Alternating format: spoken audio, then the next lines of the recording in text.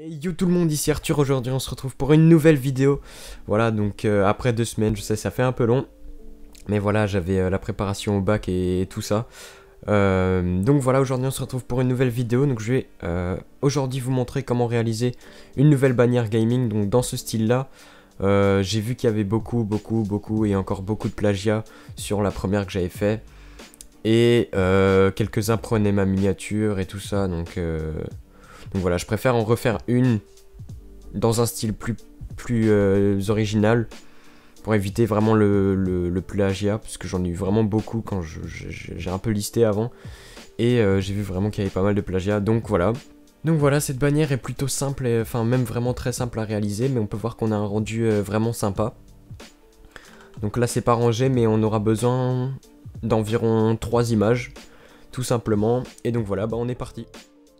Donc voilà, donc nous arrivons ici sur le template de base que je vous mettrai bien sûr dans la description comme d'habitude. Voilà, donc là maintenant je vous mettrai aussi un petit pack. Donc là voilà, j'ai gardé la bannière de base. Hop. Donc voilà, donc là c'est vraiment type guerre, donc pour le prochain Call of qui va sortir. Donc pour ceci, ce qu'on va faire ici maintenant, c'est venir importer le render, que je mettrai bien sûr dans la desk. Voilà. Placer un peu comme ça, vous le placez un peu au milieu. Donc je rappelle, pour pouvoir redimensionner ou effectuer une rotation, c'est CTRL T, et voilà, et après on a accès à tous les mouvements possibles, enfin rotation et redimensionner l'image. Voilà, bon, je perds mes mots. Donc voilà, une fois ceci fait, ce qu'on va faire, c'est tout de suite mettre l'autre fond.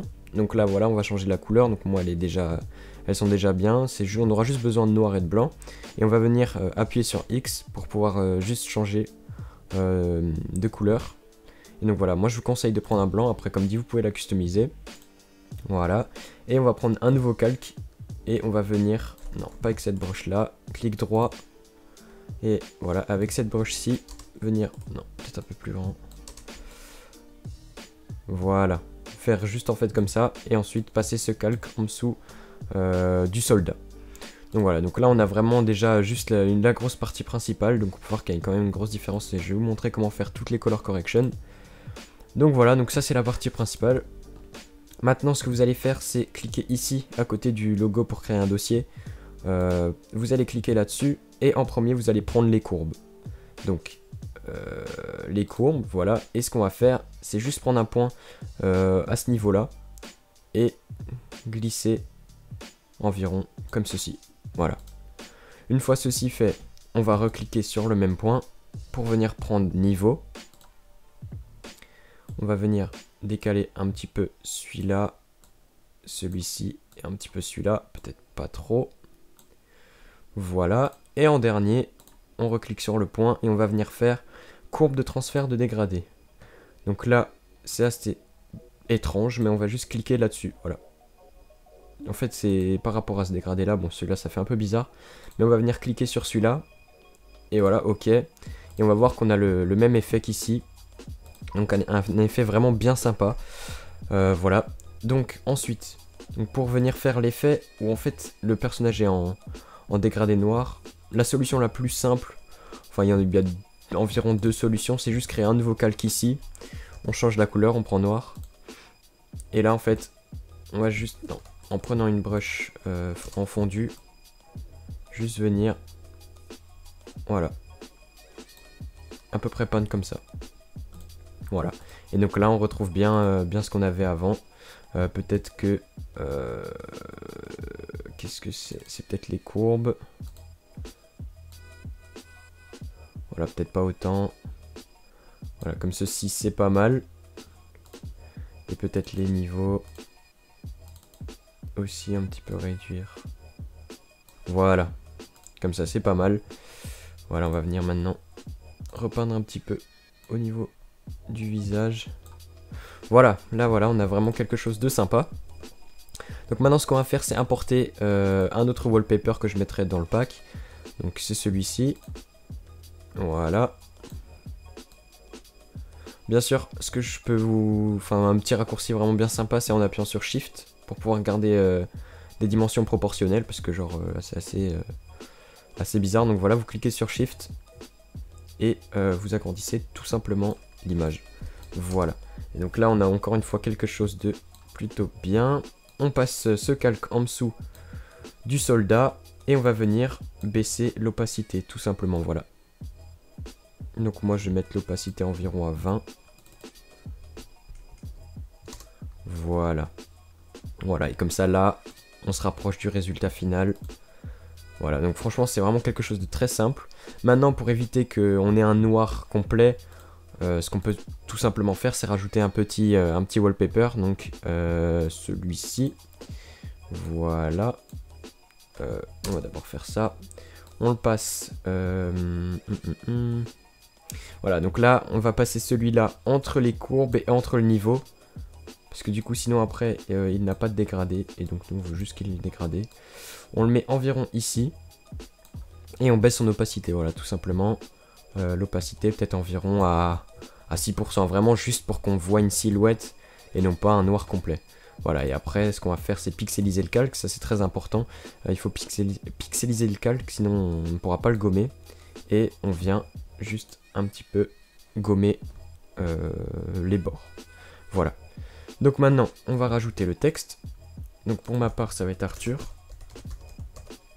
Voilà. Que je replace environ au centre. Voilà.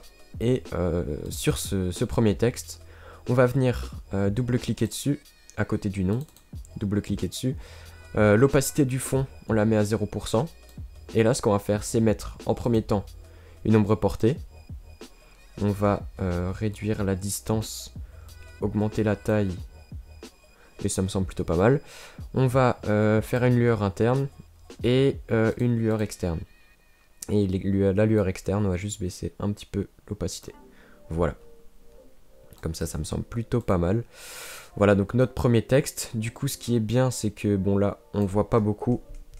Mais vu que l'opacité du fond, elle est à 0 et que j'ai juste mis une ombre externe et une lueur interne, on voit encore en fait l'arrière. Enfin, on voit l'image à travers le texte un petit peu.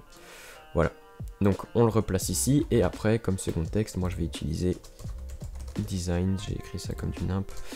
Voilà. Je le positionne en dessous de mon nom.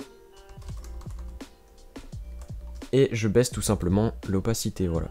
Pour que ça fasse un effet plutôt sympa. C'est plutôt simple comme effet, mais ça rend vraiment bien. Voilà. Environ 30%. Ouais, ça m'a l'air pas mal. Voilà, 30%. Donc voilà. Et maintenant, le dernier petit effet, donc l'effet de lumière, c'est vraiment très simple. Voilà, ce qu'on a juste à rajouter en fait, c'est avec un nouveau calque au-dessus de celui-ci. Tac, on va venir créer un nouveau calque et avec de la lumière blanche, on va juste appuyer une fois environ au centre de l'écran. Voilà, peut-être comme ceci. Voilà. Voilà, c'est aussi simple que ça. Voilà, donc j'ai rajouté quelques petits effets. Moi en fait, ce que j'ai fait, c'est que je l'ai mis au-dessus de tout.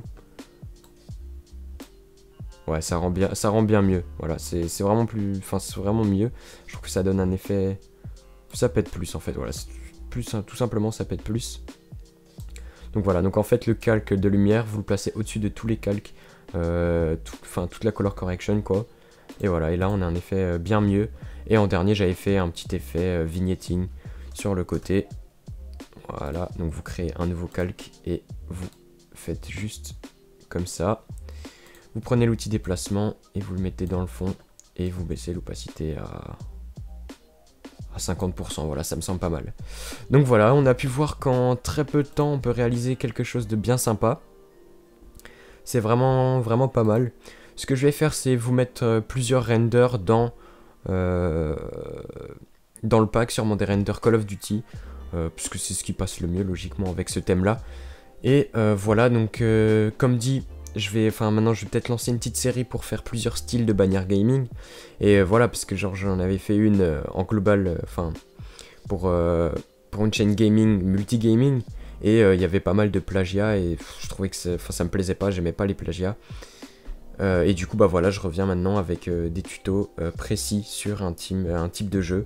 Donc là aujourd'hui c'était type guerre, donc voilà, en l'espace de je sais pas 10 minutes, 10-15 minutes même pas, on a pu réaliser quelque chose de bien sympa en noir et blanc. Voilà, avec quelques petites color correction et juste avec 3-4 images, pas plus. Voilà, donc j'espère que ce petit tuto vous aura plu.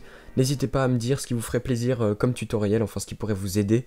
Pour la prochaine fois, j'ai déjà eu une idée qui était le pixel art, donc j'ai déjà vu un peu, je ne connaissais pas ça du tout. Mais voilà, je vais essayer de m'avancer là-dedans et dans ce sujet-là et essayer de peut-être vous faire un tutoriel à l'avenir, voilà, pourquoi pas. Du coup voilà, bah c'était Arthur, et puis à la prochaine pour une autre vidéo. Ciao tout le monde!